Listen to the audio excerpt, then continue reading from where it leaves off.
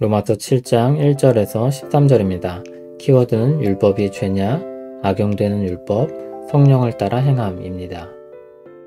형제들아, 내가 법 아는 자들에게 말하노니 너희는 그 법이 사람이 살 동안만 그를 주관하는 줄 알지 못하느냐. 남편 있는 여인이 그 남편 생전에는 법으로 그에게 매인받으나 만일 그 남편이 죽으면 남편의 법에서 벗어나느니라. 그러므로 만일 그 남편 생전에 다른 남자에게 가면 음녀라.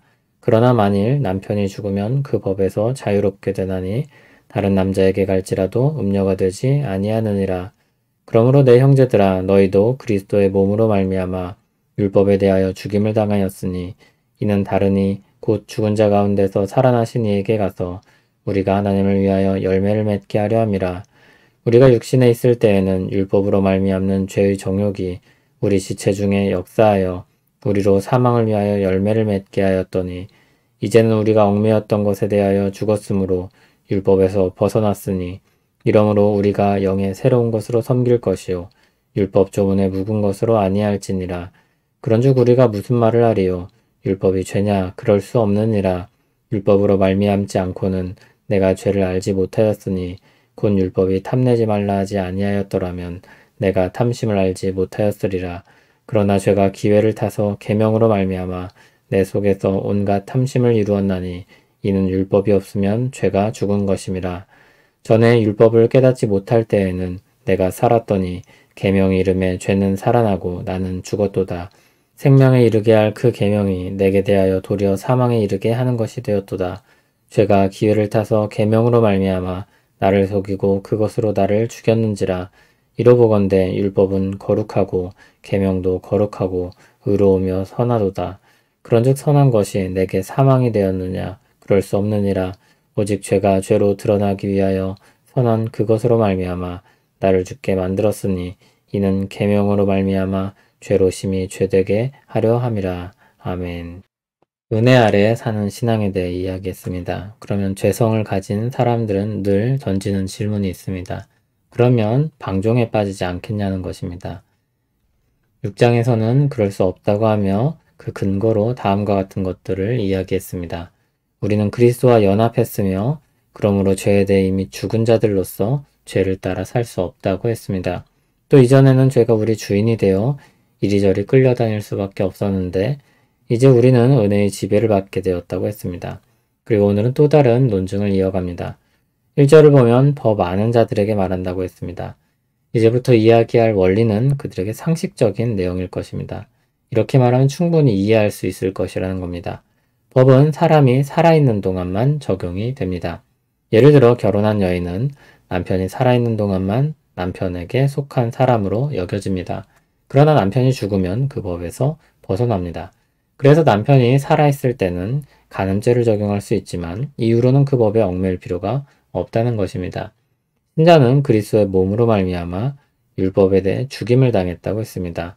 그리스도의 몸이 죽은 것이지만 그리스도께 속하여 우리도 함께 죽은 것입니다. 그처럼 죽음으로 인한 효력이 사라지는 것입니다. 2절, 3절의 예는 죽음으로 인한 법적 효력의 상실이 핵심입니다. 다른 쪽으로 의미를 부여하고 확장해서 이 말씀을 차용하는 것은 조심해야 할 것입니다. 우리와 연합한 그리스도께서 죽으심으로 우리는 율법의 의무로부터 자유하게 되어 더 이상 정죄를 받지 않게 되었습니다. 하나님께서 그렇게 하신 목적은 4절 뒷부분에 말하듯이 하나님을 위하여 열매 맺게 하기 위함입니다. 그리스도와 연합하여 부활한 자로서 새로운 삶을 시작하고 열매를 맺는 삶을 사는 것입니다. 그전에는 율법으로 말미암는 죄의 정욕이 사망으로 가는 열매를 맺게 했습니다. 이제는 얽매였던 것에 대해 죽어서 벗어났으니 영의 새로운 것을 섬기게 됩니다. 영의 새로운 것은 율법 조문에 묵은 것과 대조됩니다. 성령께서 주시는 새로운 마음이 없을 때 율법의 조문은 죄의 정욕으로 말미암아 사망으로 가는 열매를 맺습니다. 죄의 정욕에 사로잡힌 채 율법을 가지는 것은 아무런 유익이 없습니다. 그러면 다음과 같은 질문이 자연스럽게 나옵니다. 그럼 율법이 나쁘다는 것입니까? 하나님이 주신 계명을 어떻게 그렇게 부정적으로 말할 수 있습니까? 7절에 이런 질문을 예상하고 대답합니다. 율법은 당연히 죄가 아닙니다. 율법은 죄를 알게 하는 기능을 가집니다. 만약 율법이 없었다면 내가 가진 마음이 탐심인지 정상적인 욕구인지 알지 못했을 것이라고 했습니다. 예를 들어 불이 꺼진 방 안이 아무리 더럽더라도 보이지 않으니 크게 거리낄 것이 없습니다. 그러나 불이 환하게 비추면 눈에 더러운 것들이 보여 거슬리게 되는 것입니다. 율법이 죄를 밝히 드러내는 것입니다. 그러나 그것 때문에 율법이 나쁘다고 할 수는 없는 것입니다. 다만 죄가 기회를 타서 계명으로 말미암아 온갖 탐심을 이루게 됩니다. 율법 자체는 문제가 없습니다. 그런데 죄는 그것을 기회 삼아서 도리어 욕망을 이룹니다. 죄가 율법을 악용하는 것입니다. 율법을 구실 삼아 무슨 욕망을 이룹니까? 온전히 법을 지킬 수 있는 사람은 물론 없습니다. 그럼에도 상대적으로 법을 잘 지켜내는 사람은 있습니다. 그 사람들이 다른 사람에 비해 자신이 괜찮다는 우월감에 빠져드는 것입니다. 율법 자체는 선한 것인데 그 율법을 악용하는 것입니다. 율법을 지키는 것을 통해 자신의 우월감을 드러내고 교만에 빠지는 것입니다. 상대적이고 하찮은 우월감이지만 현실에서는 특히 교회에서는 주목받을 수 있습니다. 또는 자신이 그것을 잘 지켜내지는 못하지만 선악간에 분별하는 실력을 키워 눈이 밝아져 다른 사람을 정죄하는 데 씁니다. 또는 율법의 기준이 너무 높아 도저히 이룰 수 없으니 모든 사람들을 그 아래 두고 어쩔 수 없다고 무마시켜 버리는 것입니다. 율법은 쓸모가 없다고 덮어버리는 것입니다. 죄는 선한 율법도 얼마든지 나쁘게 했습니다. 그럼에도 율법 자체는 거룩하고 의로우며 선합니다. 하나님께서 주신 계명이기 때문입니다. 죄를 죄로 드러내는 정상적인 기능은 여전히 작동하고 있습니다. 다만 죄 아래 있는 사람은 그 기능으로 말미암아 정죄를 받는 것입니다. 오늘 말씀은 율법의 특성을 잘 알려주고 있습니다. 율법 자체로는 문제될 것이 없습니다. 율법을 사용하는 사람의 문제입니다. 자신의 법을 지켜내는 경우 의로운 자로 자신을 포장하고 교만해집니다. 의로운 자로 여겨지기에는 한참 부족한데도 그렇습니다.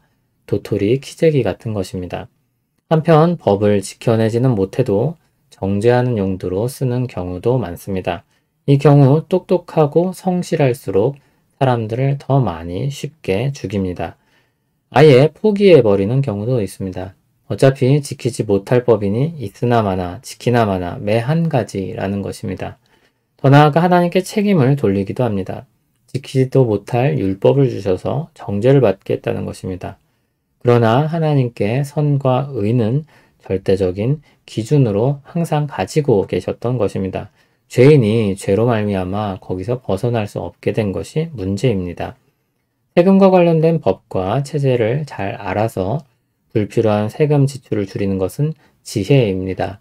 그러나 법의 사각지대를 피해 탈세를 하는 것은 불법입니다. 죄는 율법을 가지고 탈세를 하는 사람처럼 악용을 하는 것입니다. 그러나 성령님은 율법이 제시하는 의를 통해 죄를 떠나 회개하게 하시며 바른 방향으로 나아가게 하십니다. 율법이 문제가 아니라 죄에 사로잡힌 욕망이 문제입니다. 그 욕망에 휘둘리지 말기를 바랍니다. 조금 나은 지식과 삶으로 자랑하고 교만하지 않기를 바랍니다. 남을 공격하고 정죄하는 도구로 율법을 사용하지 않기를 바랍니다. 아무것도 쓸모없는 것처럼 버리지 않기를 바랍니다. 성령님의 인도하심을 따라 살기를 바랍니다. 죄를 깨닫게 하실 때 겸손히 회개하며 돌이키고 올바른 삶의 방향을 깨닫게 하실 때 힘써 의를 따라 사는 우리 되길 소원합니다. 하나님 아버지, 우리에게 주신 선한 것들이 죄로 말미암아 변질됩니다. 우리에게 주신 아름다운 세상이 병들고 피폐해지는 것처럼 우리에게 주신 율법이 악용됩니다. 교만하지 않게 하시며 정죄하지 않게 하시고 필요한 말씀을 버리지 않게 하시며 선한 열망으로 성령님을 따라 살게 하옵소서. 예수님 이름으로 기도합니다. 아멘.